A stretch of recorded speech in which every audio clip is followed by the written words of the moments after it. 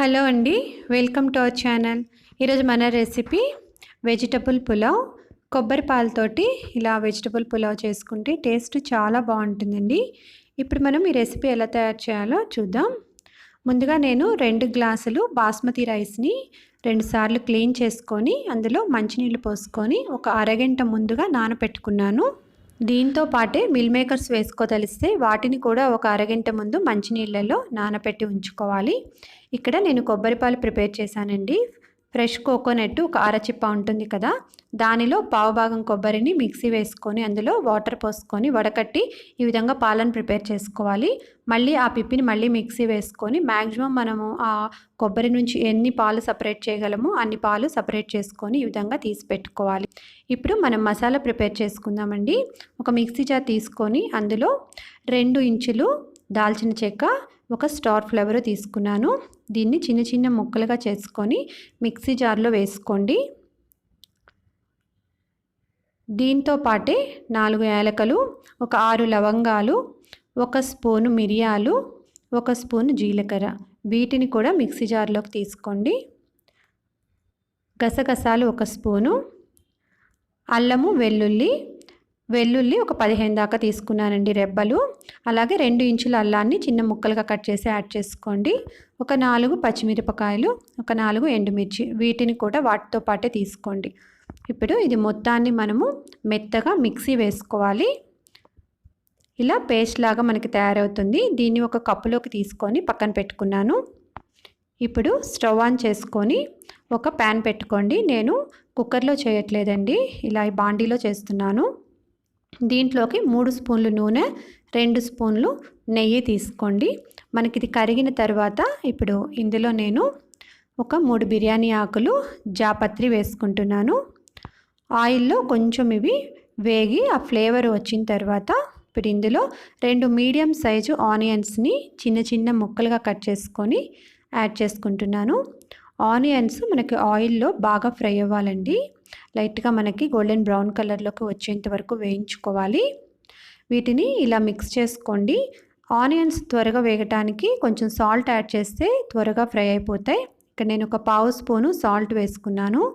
Salt వేసుకొని దీన్ని మొత్తం ఒకసారి కలుపుకొని మూత పెట్టుకొని మనము ఒక 2-3 నిమిషాలు మగ్గించుకోవాలి. మీడియం ఫ్లేమ్లో పెట్టి మగ్గించుకోండి. మధ్య మధ్యలో కలుపుకుంటూ ఉండాలి. ఆనియన్స్ మనకి ఈ విధంగా ఫ్రై అయిన తర్వాత ఇప్పుడు ఇందులో నేను టమాటాలు యాడ్ చేస్తున్నాను. ఒక 2 మీడియం సైజ్ టమాటాలని ఇలా చిన్న చిన్న ముక్కలుగా కట్ చేసుకొని యాడ్ చేసుకోండి. టమాటో, ఆనియన్ 2 కూడా బాగా మిక్స్ అయిపోవాలి. ఈ మొత్తాన్ని ఒకసారి ఇలా కలుపుకొని మనం మూత పెట్టి దీన్ని కూడా ఒక 2 నిమిషాలు మగ్గించుకోండి. మధ్య మధ్యలో మూత తీసి కలుపుకుంటూ ఉండాలి. ఆనియన్స్ కూడా మనకి టమాటాలతోటి ఇలా బాగా మిక్స్ అయిపోయిన తర్వాత ఇప్పుడు ఇందులో మనము మసాలా యాడ్ చేసుకుందాం. ఇందాక మిక్సీ వేసి పెట్టుకున్నాం కదండి, ఆ మసాలా మొత్తం వేసేసుకోండి. దీన్ని ఒకసారి ఇలా మిక్స్ చేసుకోండి. మనకి ఈ మసాలా కూడా ఆయిల్లో ఫ్రై అవ్వాలి. పచ్చివాసన పోయేంత వరకు దీన్ని వేయించుకోవాలి.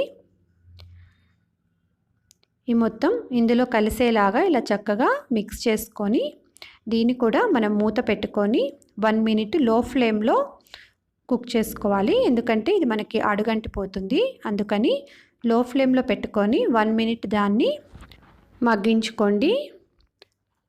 తర్వాత మూత తీసేసి దీన్ని ఈ విధంగా మిక్స్ చేసేసుకోండి. ఇప్పుడు ఇందులో నేను 1 కప్పు పుదీనా యాడ్ చేస్తున్నాను.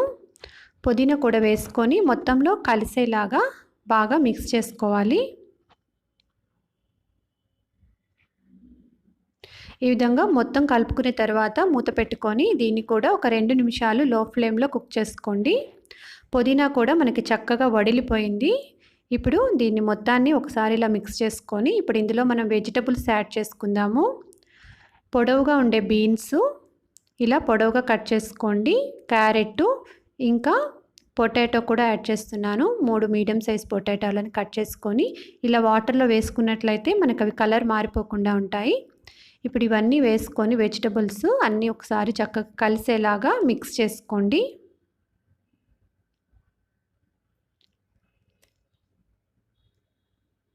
ఇప్పుడు ఇందులో నేను ఫ్రోజన్ బఠానీలు ఒక పావు కప్పు యాడ్ చేస్తున్నాను. ఇందాక మనం పెట్టుకున్న మిల్ మేకర్స్ని వాటర్ అంతా కూడా ఇలా పిండేసుకొని దీన్ని కూడా యాడ్ చేసుకోండి.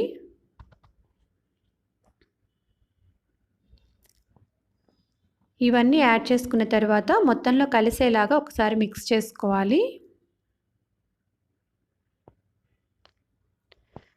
ఇప్పుడు ఇందులో మనం కొబ్బరి పాలు యాడ్ చేసుకుందాము. మనం ఇందాక రైస్ కొలుచుకోవడానికి ఏ గ్లాస్ అయితే కొలత తీసుకున్నామో సేమ్ అదే గ్లాస్ తోటి 3 గ్లాసులు వాటర్ని తీసుకోవాలి. ఇక్కడ మనం కొబ్బరి పాలు తీసుకున్నాం కాబట్టి కొబ్బరి పాలు మనకి ఎంతవరకు వస్తే అన్ని తీసుకొని మిగిలినవి వాటర్ యాడ్ చేసుకోవాలండి. ఇక్కడ నాకు 2 గ్లాసులు కొబ్బరి పాలు వచ్చాయి, అందుకని 2 గ్లాసులు కొబ్బరి పాలు తీసుకొని 3వ గ్లాస్కి నార్మల్ వాటర్ తీసుకుంటున్నాను. ఇక్కడ నేను బాస్మతి రైస్ తీసుకున్నాను కదండి, బాస్మతి రైస్కి 1కి 1.5 కొలత వాటర్ తీసుకుంటే రైస్ మనకి చక్కగా పొడి పొడిగా వస్తుంది.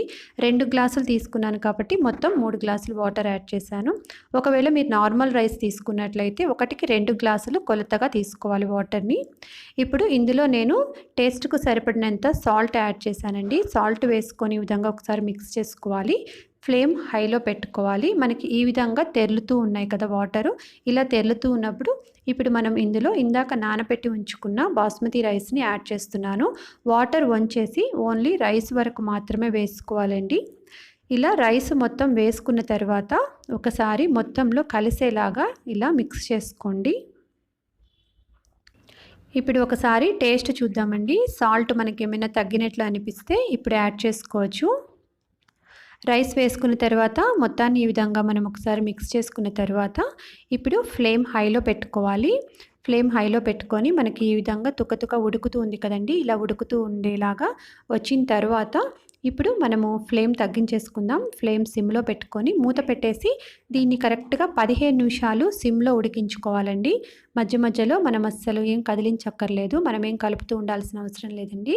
జస్ట్ సిమ్లో పెట్టేసుకొని అలా ఒక 15 మినిట్స్ వదిలేయండి. ఈలోపు రైస్ మనకి చక్కగా కుక్ అయి పొడి పొడిగా వస్తుంది. కరెక్ట్గా 15 నిమిషాల తర్వాత మనం చెక్ చేసుకుందాము. ఇప్పుడు ఒక సైడ్ నుంచి నేను చూస్తున్నాను, అడుగున ఏమైనా వాటర్ ఉన్నాయా లేదా అని ఒక్కసారి చెక్ చేసుకోండి. అసలు మనకు వాటర్ కూడా ఏమీ లేవు.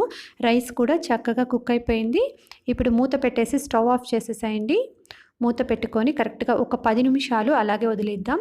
ఈ గ్యాప్లో రైస్ మనకి ఎక్కడైనా కొంచెం వాటర్ ఉన్నా కూడా వాటర్ని అబ్జార్బ్ చేసుకొని చక్కగా పొడి పొడిగా వచ్చేస్తుంది. ఇప్పుడు దీన్ని అడుగు నుంచి ఒకసారి ఈ విధంగా మిక్స్ చేసుకోండి. మొత్తం అంతా చక్కగా కలిసేలా కలుపుకోవాలి.